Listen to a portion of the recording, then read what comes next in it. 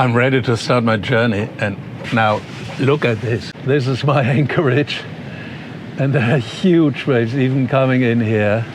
I can just be grateful that they don't break. So I don't want to take this risk to go through this bar in Coffs Harbour and get a wave like this. I witness a yacht coming in.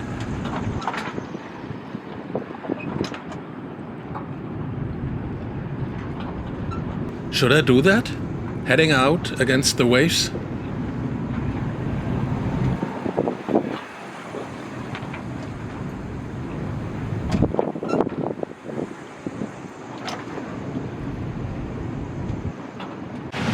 It should be less higher waves tomorrow morning, 24 hours. So probably I will wait here for 24 hours and hope that the waves don't get higher here where I am in the so-called sheltered part.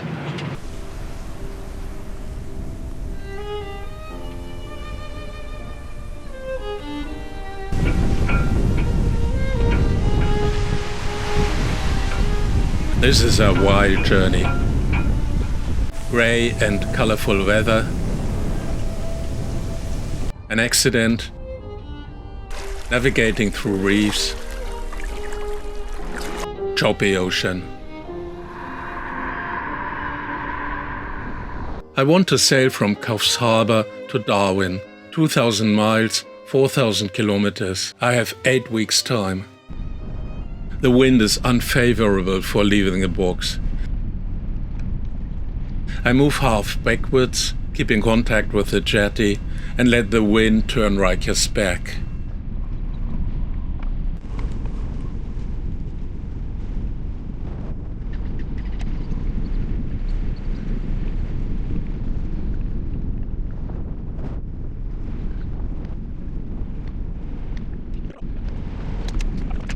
At the petrol station, I paid twice as much for diesel as usual. Ouch. In the rough outer harbour, I needed time for reflection. I drop anchor, sleep for 2 hours. In the meantime, the tide has come in. Perhaps that makes a difference? I waterproof myself and Riker, close the companionway, strap myself in, haul up the anchor, wait until 3 large breaking waves have passed, and then I open the throttle.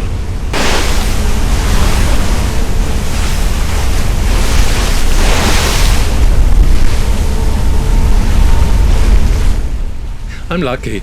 The large breaking waves may be somewhere, but they're not here. I sail away as quick as I can from the coast with these waves.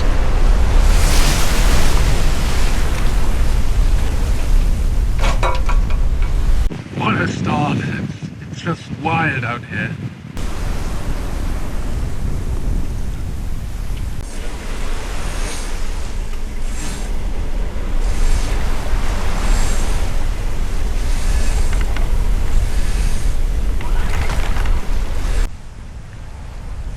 The waves are getting bigger, the wind stronger.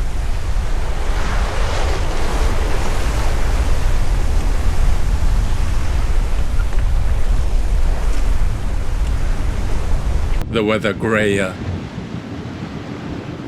I reef.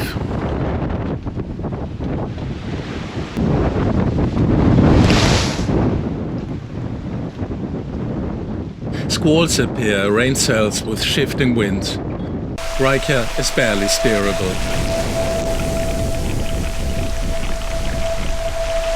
Fortunately, the electric autopilot is working. I can preset a course.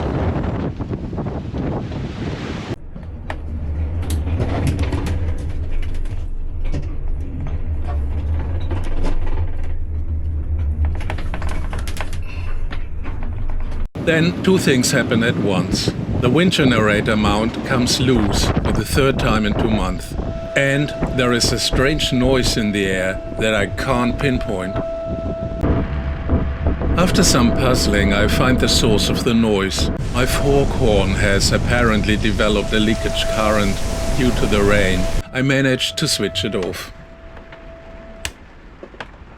The wind generator mount, however, is coming loose. With every big wave, it wobbles more. If I don't want the thing to fall on my head, I have to do something. But what? Climbing the mast in these waves is not an option. I decide I'll seek shelter on land.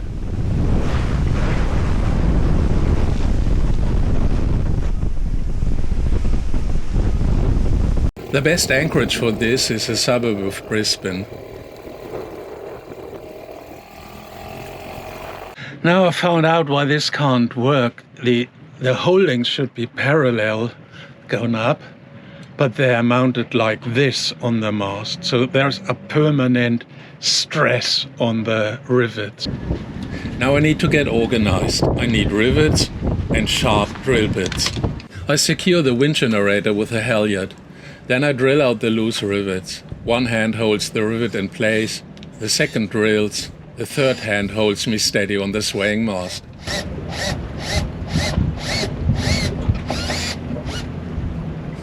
On the way down, a step gives way and I slam my chest into the bell. My rib is broken. Can I still drill and rivet now? Without further thoughts, I buy an electric riveting tool. Others buy such a tool for 1,000 rivets. I buy it for 16. It's my salvation. The bracket is secure. As I leave Brisbane, I get distracted. Suddenly I find myself on a 6-meter deep sandbank with ocean waves breaking over it. I take it as a warning.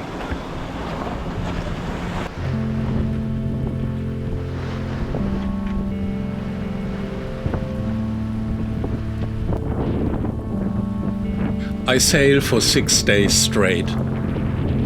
Past islands, later reefs.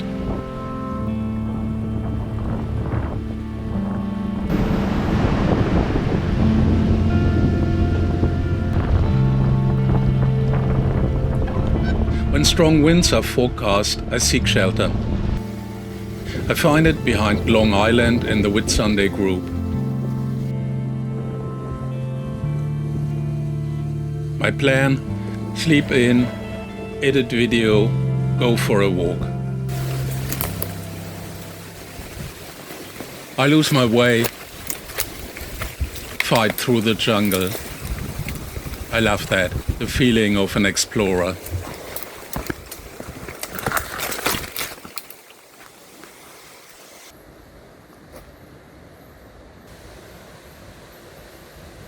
When the wind calms down, I carry on. Strange ships appear. I've ended up in a tourist spot. Cairns isn't far. I haven't been to Cairns for 15 years. For some reason, I like this city. It's very touristy, yes, but it's also tropical, green and generous. Cairns is my last port of call for provisions. The next 1,000 miles are lonely. I recharge the batteries with a generator and replace the storm chip with a normal chip. I'm hoping for trade winds and fewer storms. The mast winch is jammed. I have to reroute the jib halyard to the after winch. Then I set sail.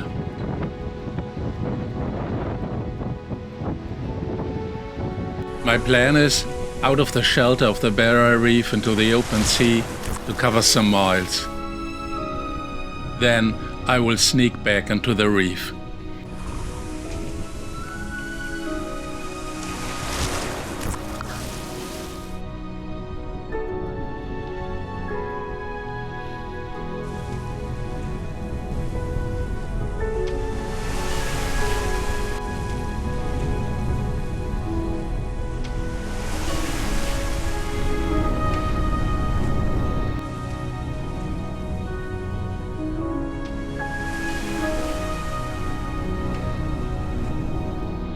When I try to change course at night, I discover a stowaway.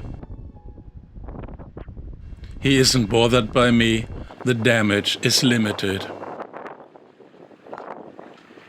The next night, it looks as a colony of birds had a party. The night after that, my guest sits modestly at the bow, a red-footed booby. How on earth does he manage to keep his balance?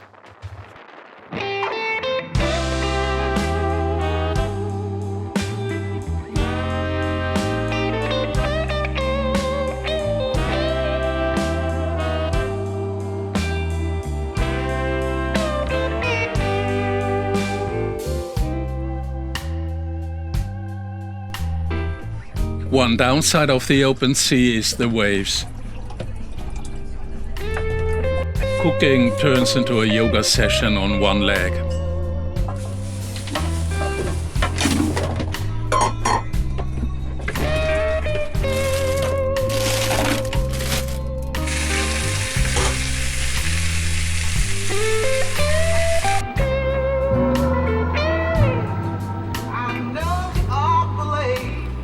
The back road into Great Barrier Reef, a place called Black Rock Entrance.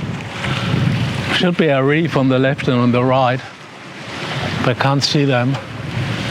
And the water depth rises from 1,000 meters to 20 within a very short distance. So I thought there would be a whirlpool here, but everything looks calm and nice. So I'm lucky so far. It's a maze out here.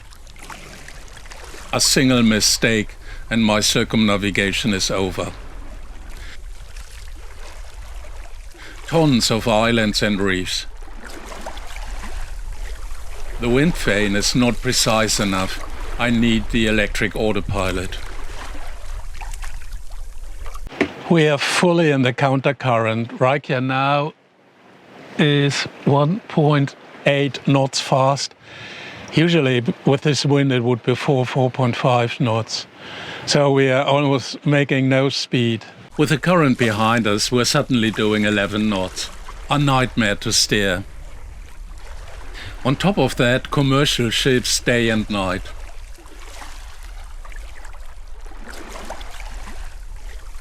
To avoid getting too tired, I drop anchor at night. It slows me down, but it's safer. I can drop the anchor from the helm and secure it with an anchor claw.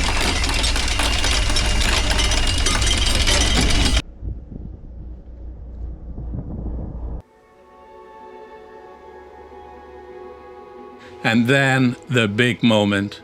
Suddenly the land drops away and the view to the west opens up. Cape York, the northernmost point of the Australian mainland. To get here, some people drive 1,000 kilometers in an off-roader. The way is now clear for me all the way to Africa.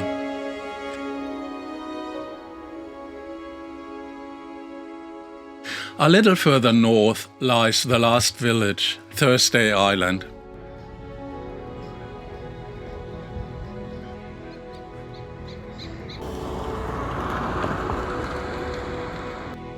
They serve coffee here. There is a bike hospital once a month.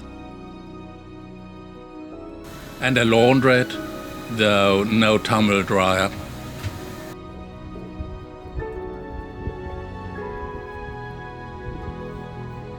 And then there are occasional crocodiles. They particularly seem to hunt German-speaking people. Then it's westwards, where the sun sets, for the next 10,000 kilometers. The Torres Strait is full of shoals, buoys and cargo ships. I can't sleep here. I set up camp in the cockpit and gaze at the stars.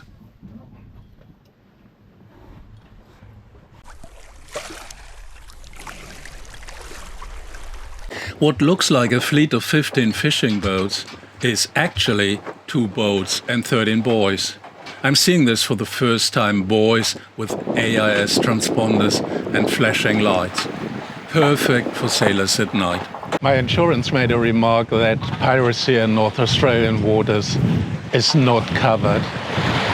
I'm not quite sure what they mean by this. But in the meantime, I got flown over 3 times by Australian Border Force airplanes, and 2 times they contacted me on radio. So I'm really feeling guarded, and it's a good feeling to have them around. Sailing the trade winds is easy. For days on end, I focus mainly on sunsets.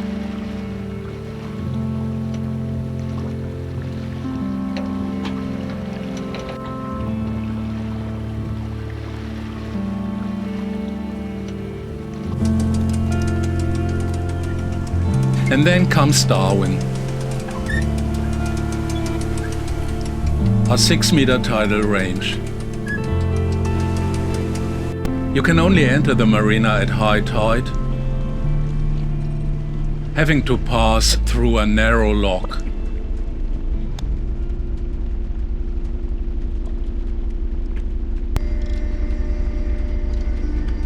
And Riker is still being raised.